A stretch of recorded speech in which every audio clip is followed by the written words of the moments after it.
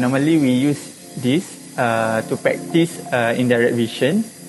We also can practice doing the crown preparing for the crown.